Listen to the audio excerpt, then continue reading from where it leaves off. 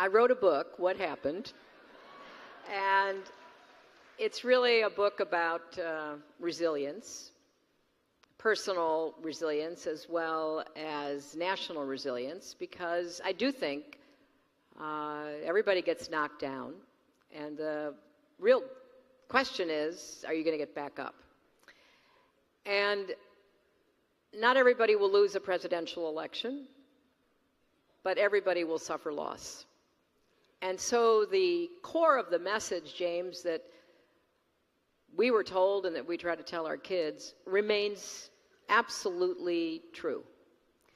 You have to find ways to overcome disappointment, to find strength. And for me, it was my family, my friends, my faith. It was a lot of long walks in the woods, yoga, alternate nostril breathing. I highly recommend it. It was also, cleaning my closets, jobs that had a beginning, a middle, and an end, reading a lot of mysteries because the bad guy always got it in the end.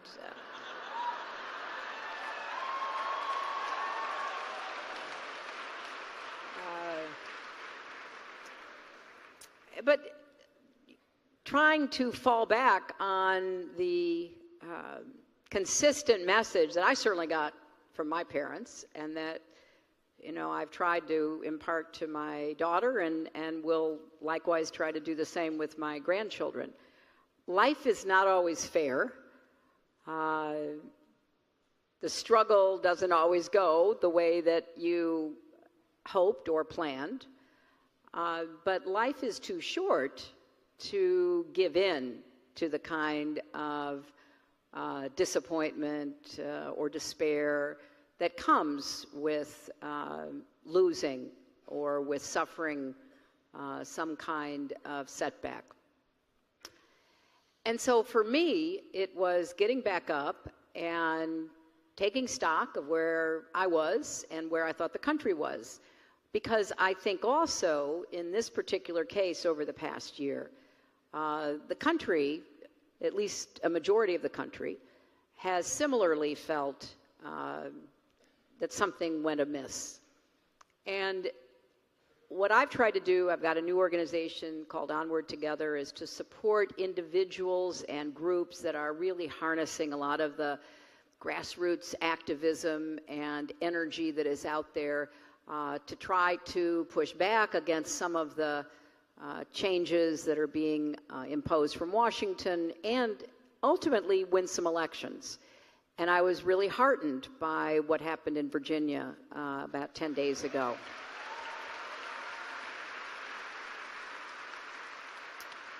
So I think the general message remains the same, but I also think that we have to be willing to kind of pick apart everything that led to the defeat in 2016. And I try to do that in this book because obviously I talk about the shortcomings I had and that my campaign had, and ultimately I am responsible because it was my name on the ballot.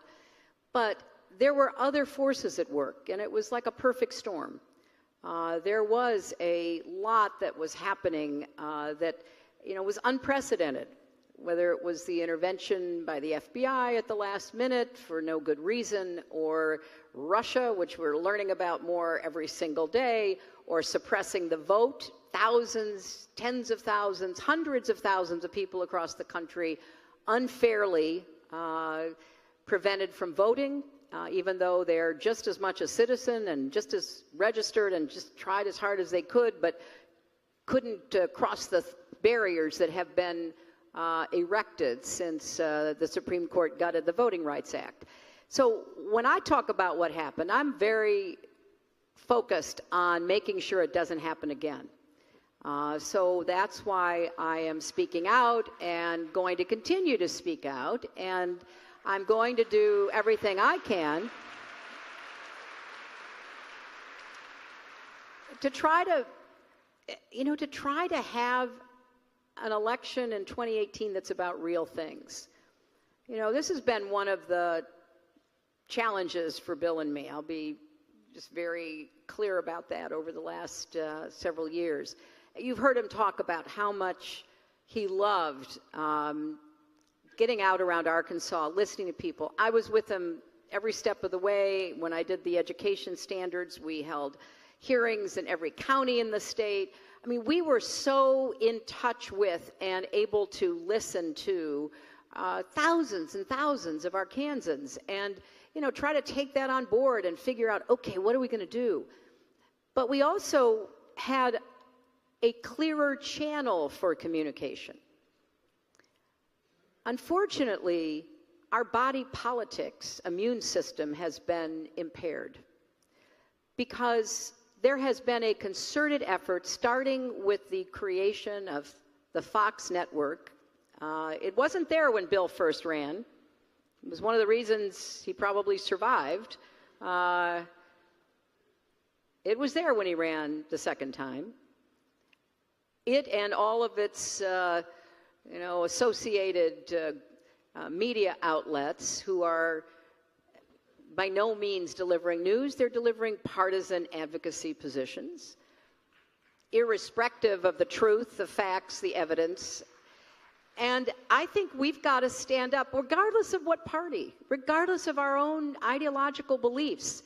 A democracy depends upon an informed citizenry that has access to accurate information. And I will tell you that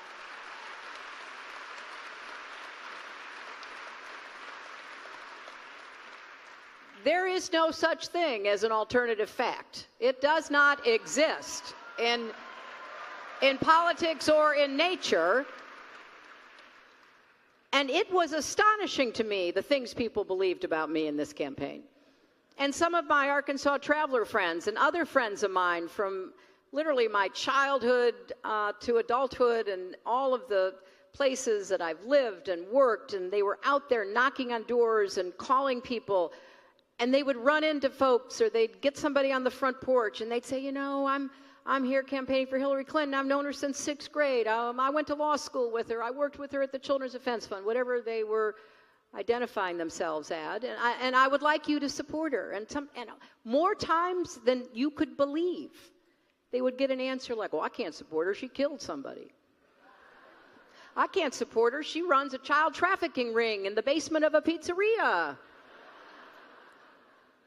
And my friends would be totally bewildered. And they'd say, no, she didn't. I know her. I've known her for decades. No, she didn't. Oh, yeah, I saw it on the internet. And now we know that Russia was sending a lot of those messages on the internet. They were weaponizing information, stealing information, providing phony news. So there's reason to be disappointed and reason to feel like, you know, we didn't succeed, and that's hard to live with, very painful. But there's also a call to action. We cannot let our politics be turned into a fiction that benefits a very small minority of Americans. And